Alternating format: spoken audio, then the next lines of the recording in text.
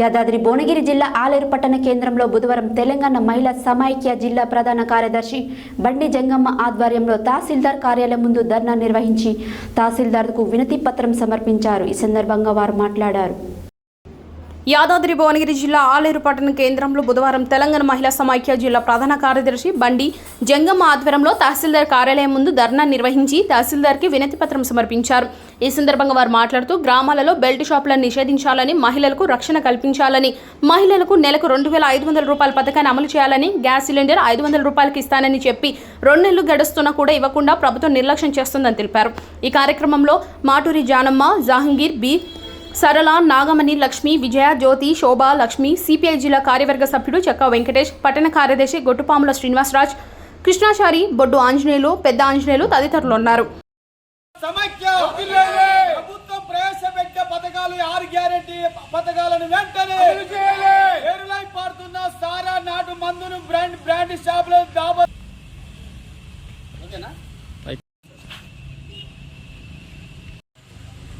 తెలంగాణ మహిళా సమైక్య యాదాద్రి భువనగిరి జిల్లా అన్ని మండలాలలో కూడా గవర్నమెంటు ఇచ్చిన 6 గ్యారంటీల పథకాల మీద అన్ని మండలాలలో ఎంఆర్ఓ ఆఫీసుల ముందు ధర్నాలు, రస్తారోకాలు చేయడం జరుగుతుంది.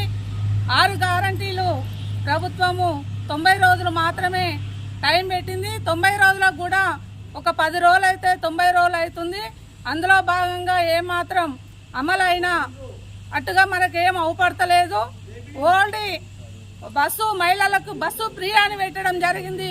ఫ్రీ పెట్టి కూడా ఆ బస్సులు కూడా సరిపోను బస్సులు కూడా పెంచాలని మేము తెలంగాణ మహిళా సమైక్య తరఫున డిమాండ్ చేస్తున్నాం. ఇంకొకటి గ్యాస్ 500 రూపాయలకు ఇస్తామని చెప్పారు. 500 రూపాయల గ్యాస్ సిలిండర్ వెంటనే విడుదల చేయాలని, 6 గ్యారంటీలల్లా పెన్షన్స్ కూడా 4,000 రూపాయలు ఇస్తామని డిమాండ్ చేయడం జరిగింది. అది కూడా 90 రోజుల టైమే చెప్పారు. 6 పెన్షన్స్ కూడా ఎమ్మడే విడుదల చేయాలని ప్రభుత్వాన్ని మేము తెలంగాణ మహిళా సమైక్యగా డిమాండ్ చేస్తా ఉన్నాం.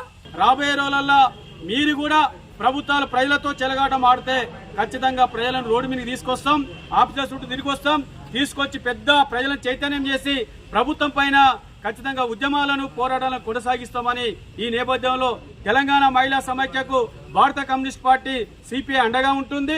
ఏదేమైనా కార్యక్రమం తీసుకున్న నిర్ణయాలలో కమ్యూనిస్ట్ పార్టీ ప్రధాన పాత్ర పోషిస్తూ ఉంది. ఏదేమైనా నిన్నగాక